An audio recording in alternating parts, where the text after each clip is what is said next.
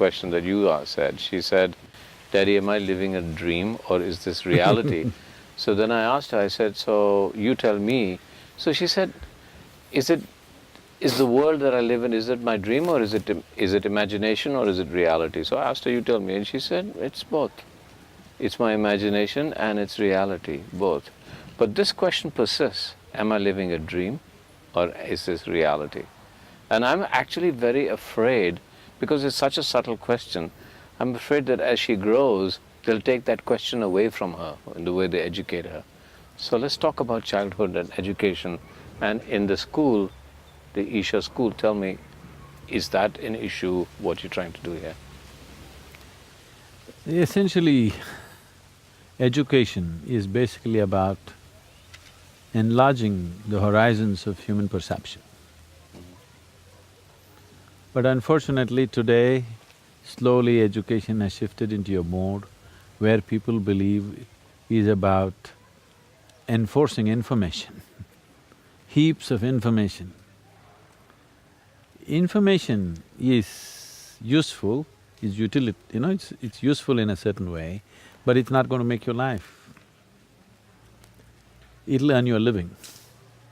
So right now, most of the education on the planet has become essentially a means to earn a living, not to enlarge your horizons. So here at Isha Home School, education is about enlarging your horizons.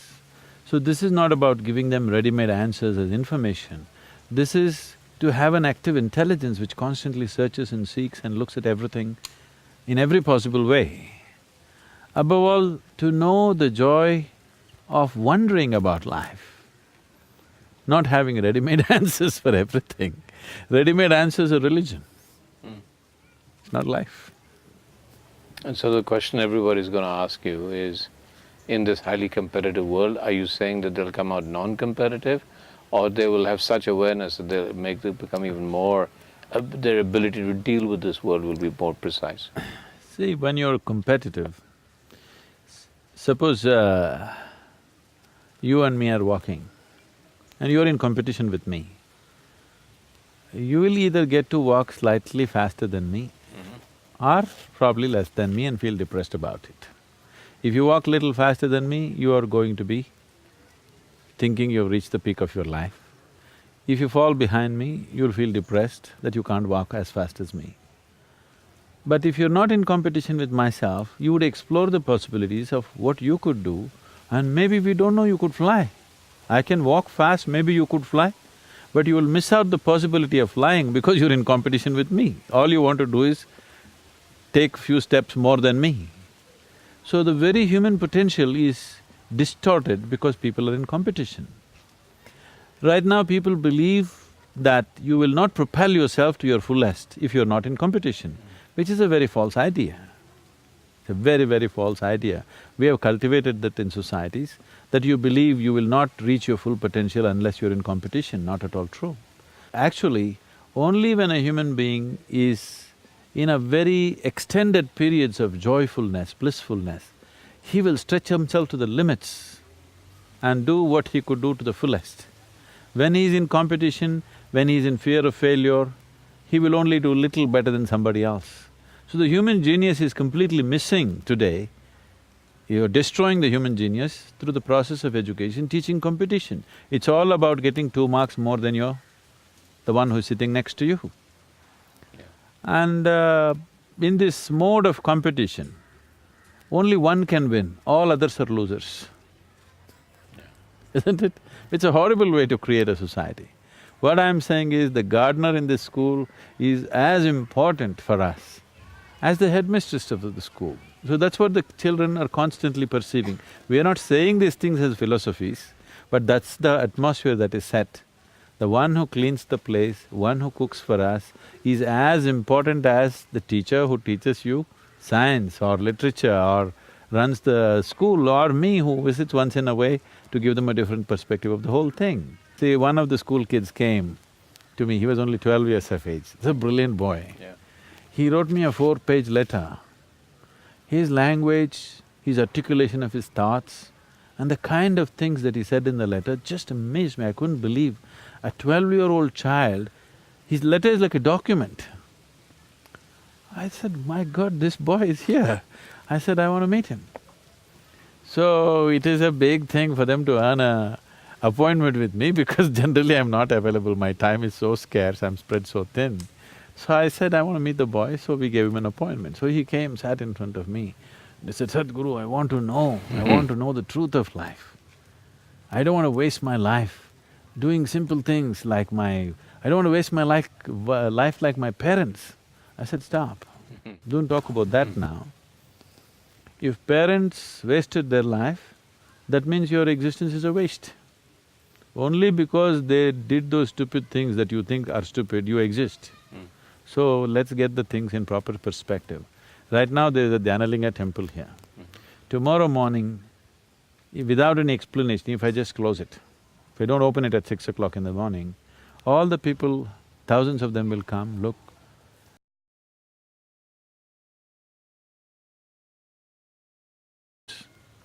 They will wait for 1 or 2 hours, oh, he's not opening, they'll go about their work. Every day they'll come, wait and go.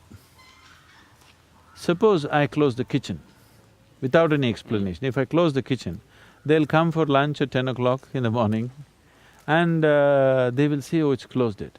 Oh, Sadhguru has closed the kitchen, no food today means something really spiritual is going to happen. He's going to give us something today. Maybe it's a great party in the evening. Evening you come, again it's closed.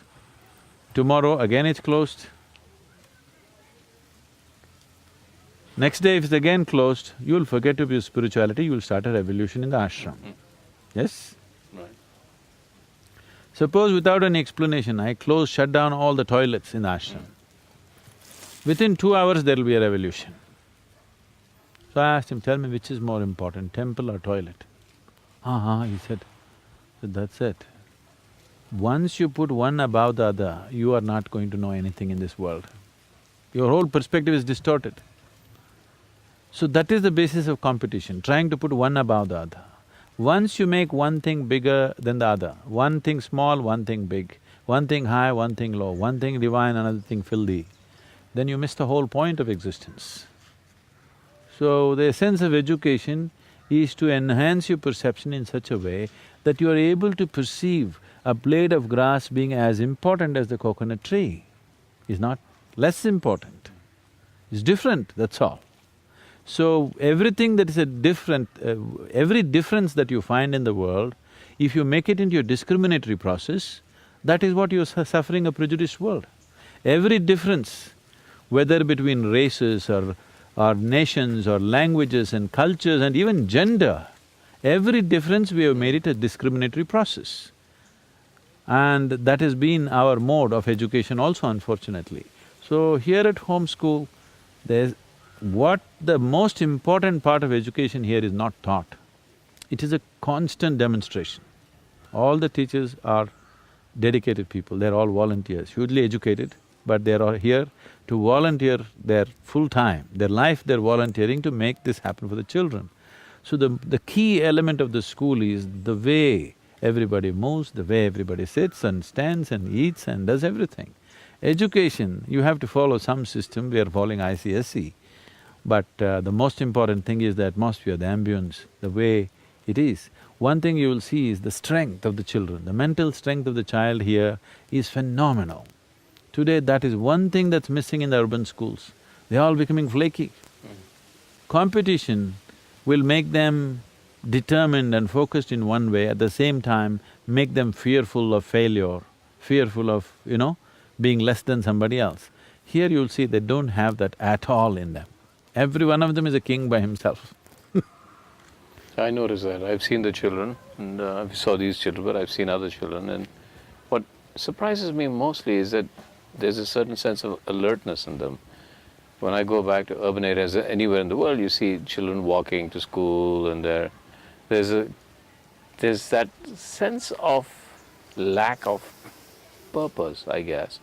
Now, I can't impose purpose on kids, but I have to say, whenever I've seen kids from the Isha school, wherever I've seen them, they're completely alert. They seem to be going from one place to another with a sense of identity and sense of doing something. And I find that, and with a lot of happiness, it's not that they don't laugh. See, getting to know something, for any human being, getting to know something, moving into a new area of life, learning is always a joyful process. But unfortunately, schooling is not a joyful process for most children. I must tell you this. When I was just in my sixth standard, the President of India died. And we got 2 days leave. The school was closed for 2 days. We went to the school, then we came to know he's dead and they announced that it's holiday today and also tomorrow. So all of us met, me and my friends. Wow, the president died means we get 2 days. We didn't know this till then. 2 days off. Suppose the Prime Minister dies, how many days? Chief Minister dies, how many days? In our minds, we're just killing the whole cabinet one by one. If they all die this year, how many days off will we get? Why is school such a horrible place? Because learning is always a joyful experience for any human being. Or should be. It is actually, when you get to know something new, there is a certain invigoration of energy within you. But that's not happening in the school simply because of the way it is delivered. So, that's a reason I started this school and I wanted that to be different, that people must be excited about learning.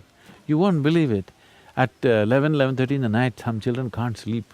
They say, Akka, please, Akka, open the library, I just want to see this one thing. You know, this is a regular thing, I just want to… just Akka, I won't spend time, 5 minutes, I want to just see… He wants to know before he goes to bed. He can't go to bed without knowing that now, because it's always like that. So, longing to know, that is the job of the teacher. Knowing is the child's job. Here the teacher is just working to keep that up, the longing to know. So, any special techniques you developed here, in sense of… I mean, I wish that I was taught mathematics differently, and now, you know, at this age, I'm obsessed with mathematics. But I should have learned it that, and all I can remember is the fear of maths. They're employing nothing very special as such, because what I see is, it is information versus inspiration. Here, they're inspired, that's why you see them moving about with such energy, because they're inspired. Information, if you have an alert mind, you can gather any time. And today, the way the technology is developing, you carrying all the information in your head is not anymore relevant, you know. It's all there on the net. If you have an alert mind, when you want it, you have it. They're doing very well academically also. And are you planning to open more schools? I thought because there's so much demand, we thought at some point we should open maximum of 4 schools in India, this kind. One in the western… this is the southern one in the western sector, northern sector and eastern sector. But opening a school like this will not happen because you build buildings. You have to get those kind of people who are committed to making it happen. That's always a challenge because dedication is a scarce material in the world today. Though we are enjoying that much in Isha, still it's a very scarce material in the world. Everybody is always doing something thinking, okay, what will I get? Not doing something simply because they're allowed to do it. Those people are very small number. So we're talking about childhood, innocence, and its relevance to us as adults. I didn't talk about innocence, I don't think a child is innocent. Okay. Oh, he can be very mean. Okay, if he doesn't get what he wants, he'll get very mean. Yeah. Okay. The beauty of the child is he's flexible. That's all that needs to happen to the adult also. Not that he's innocent, ignorant, this, that's not the point. The point is that he's flexible. That's the most important aspect of the child. The same thing comes to the adult, he's also fine. Generally, it's become fashionable for people to say, like a child. Somewhere they're thinking adulthood is evil, childhood is a good thing. No, child is just in the making. Adulthood is the real thing. Even so-called spiritual people go about saying, I'm like a child. So I keep asking people, do you really want to be a child? Suppose at the age of 6, your body and your mind stopped growing and you remained a child, is that a great thing? Yeah. We'll call you retard, Yeah. isn't it? Yeah. Isn't it good you've grown out of your childhood? Because you made a mess out of your adulthood, you are aspiring for your childhood. I think adulthood is great. Do you think the children have that kind of perception that we then have to work towards? Do you think we need to uneducate ourselves?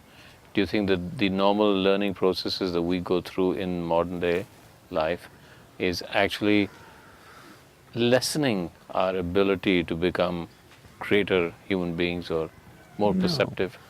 No, Shekhar, the thing is, what you know is not the problem in your life. The more you know, the better it is, okay? That's why you're trying to know. But now you're complaining, knowing is a problem, I have to unlearn. No, I wouldn't say that. Knowing is not causing… what you know, knowledge is not causing problem. You're identified with what you know, that is what is causing problem. If you learn to be not identified with what you know, all that you know, whether it is considered great knowledge or it's considered filth on the street, both are useful actually to live a life, isn't it? So knowledge is not the problem. You get identified with every bit of information that you gather, that is the problem. Identity is the problem, knowledge is not the problem. So you're… somewhere when you say, I want to be like a child, you're celebrating ignorance. And I'm singing Asatoma Sadgomaya and you're saying No, knowledge is not the problem, knowledge is not the burden, identity is the burden. You get identified with limited things that you know, that is a problem. So let's talk more about identity. Let's explore the idea of identity. Then who am I beyond my knowledge, my identity, all the things that we talk about? Who am I? It's a question that everybody will ask you, Sadhguru, I know, and it's a very large question. So let's start with identity. What do I identify with in myself that I say, this is me? And when you say, well, actually, this is just your accumulations. So then what do I identify with, if anything? See, to operate in the world, to function in the world, you need an identity. Now, you can't go in Mumbai and somebody asks you, who are you? You can say, I'm a nobody. That would be ridiculous. So, to function with people around you, to function in the society in which you exist, you need an identity. Just Shekhar will not do, because there may be too many Shekhars, you need a Kapoor attached to it. So it's giving you an identity. If you say Shekhar Kapoor, even if I don't know anything about you, just listening to your name, one thing I know, oh, he's from India. Okay? You may not be identified as an Indian, but I know you're obviously of Indian origin. Listening to Kapoor, I think, okay, he must be somewhere in this region of India. So,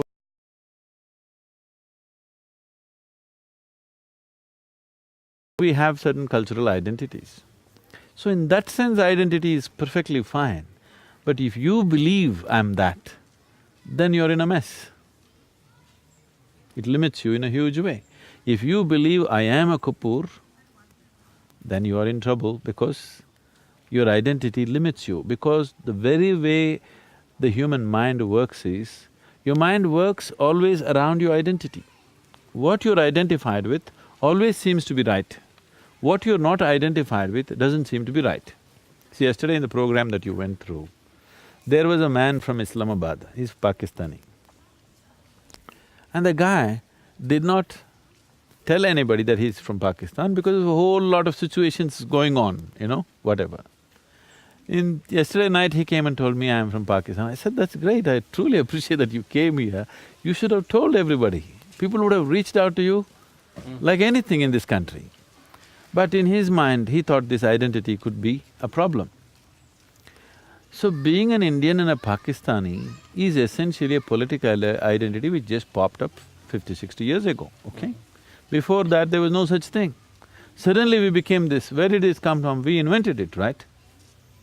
Somebody drew an artificial line and said, those who fall this side are Indians, those who fall that side are Pakistanis. And just see how much trouble, because you're identified with that. Now, having an identity for practical purposes of operation in the world is one thing, but having an identity to make yourself into something within yourself is a different thing. You're trying to build your essential nature with your identity, that's a big mess. that means you will not be a being, you will not be a human being, you will just be a thing, an idea, a thought, an opinion, or a bundle of prejudices which go with that identity.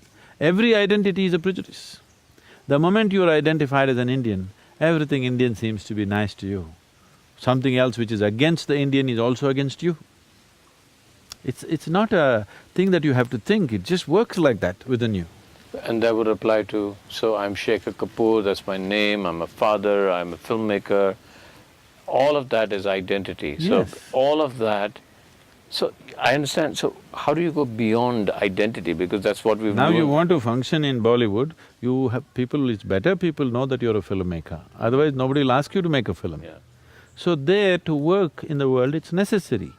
But if you believe I am a filmmaker and that's what I am, I think it hugely cripples you, because your mind will work only around that.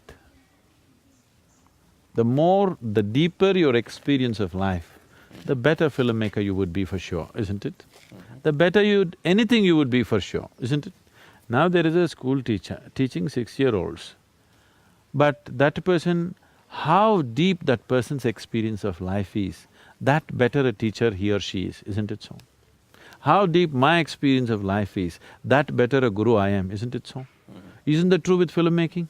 Yeah. But the depth of your experience will be crippled the moment you identify yourself with something.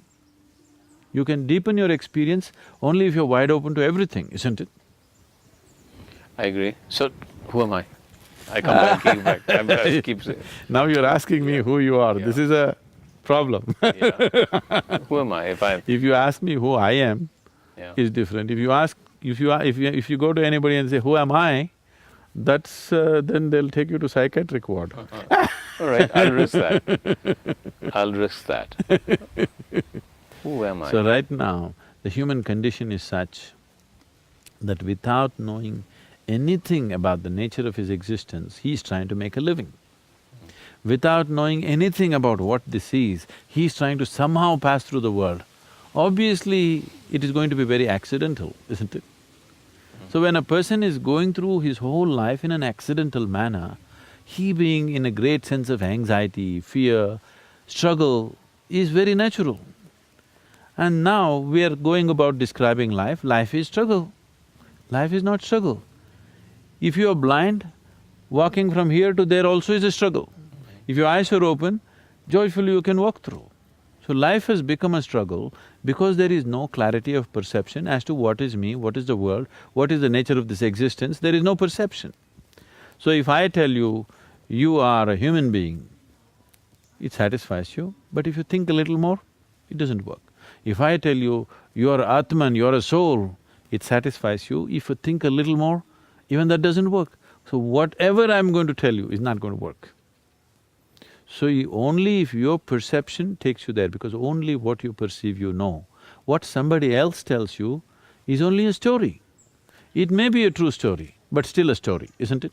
Stories will entertain you, stories may inspire you, stories may solace you, but stories will never be a solution in your life. Stories will never realize you, isn't it? So there's no alternative to working hard towards perception? No, again, working hard, why should you work hard to become yourself? If you want to become something else, you have to work hard. To be yourself, why should you work hard? There's no working hard, anyway you're that. Enlightenment is not an achievement, it is just a realization. When we use… see, this must be very, very clear. This is a realization. We say self-realization, God-realization. When we say realization, it simply means you only perceived what is already there. You didn't invent something, you didn't create something, you didn't attain something. What was already there, you just realized. Yes? So it is a realization, it is not an attainment. Then why is it so difficult? I mean, what you're saying is very simple, it's there, everything is creation. Why is So why is it so difficult? It is not difficult. It is just that it's in a different direction. Right now, your whole perception of life is through the sense perception, yes? Seeing, hearing, smelling, tasting, touching. Sense organs in the very nature of things are outward bound because they are essentially created for your survival. You can see what is around you. You cannot roll your eyeballs inside and scan yourself. You can hear this. So much activity in the body, can you hear that? No. Even if something as small as an ant crawls upon this hand, you can feel it. So much blood flowing, can you feel it? No. So in the very nature of things, your perception is right now outward bound. But the basis of your experience is all inside of you. See, right now, you see me, you think, you believe you see me sitting here, but it's not true. Actually, in your experience, you are seeing me within yourself. Light is falling upon this, reflecting, going through your lenses, inverted image in the retina. The whole experience is inside, isn't it? You hear me within you see me within you see the whole world inside of yourself, the way it's projected. Everybody is a filmmaker, actually. Okay. Isn't it? Yeah. They're projecting the world inside, the way it's projected. The same world may not be projected the same way as it is being projected within you, within the experience of an insect which is sitting there. In the bird, it is different. In the dog, dogs don't see the color. If you wear all the colorful clothes and come, they just stare at you because you're all black and white. Today, there is substantial knowledge about this thing that neurologists are telling you, whatever you see is broken, the information is broken into 14 different aspects, and you are actually seeing me in 14 different parts of your brain, not in one place. If one part of it doesn't work, you may not see the color. In another part doesn't work, you may not see the texture. So, you understand this being a filmmaker, isn't it? You can take a camera and do this to get the color right, to get the texture right, to get the form right, to get everything right. There is a certain thing involved.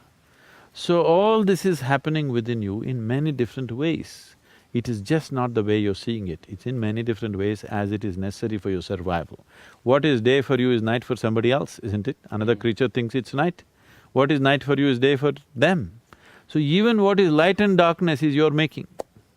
So that's why in this culture, we went on saying it's your karma, it's your karma. When we say it's your karma, karma means action.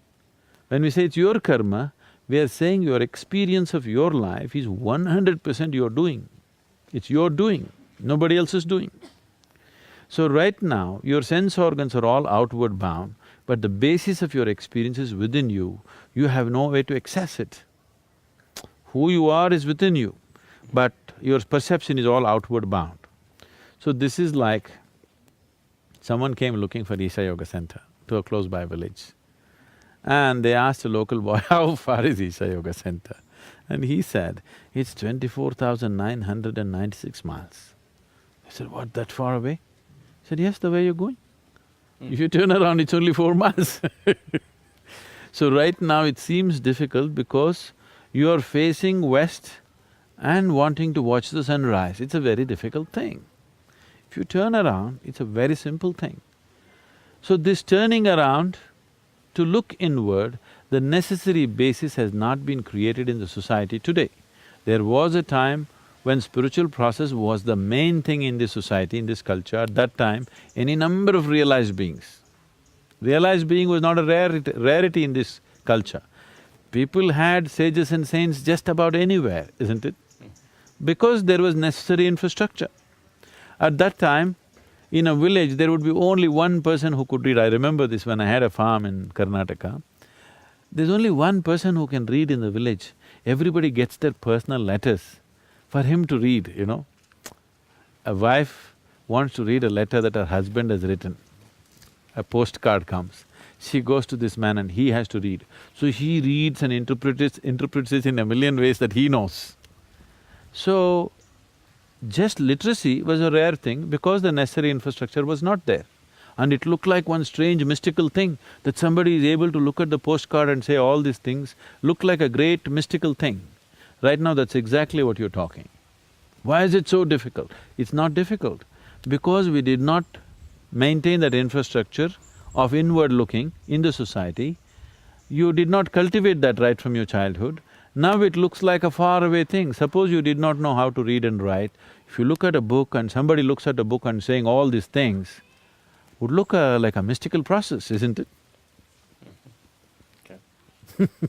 We haven't invested in that direction. So that's exactly what we're trying to build now, to build an infrastructure of spiritual process in the world, to give the necessary infrastructure, because no society has invested enough towards the inner well-being of a human being. We have hospitals, we have schools, we have toilets, we have this, we have that, but we don't have enough infrastructure for the actual well-being, the inner well-being of a human being, because your well-being and whatever else you go through, your joy and misery happens within you. Your pain and pleasure happens within you. Agony and ecstasy happens within you. Everything that happens to a human being happens within you. For that we have not built any infrastructure. So there was a time, there used to be… They say Krishna built about 1400 ashrams across the country, in the northern plains, because he felt that's an infrastructure that's needed for the society to live well. So we don't have such infrastructure.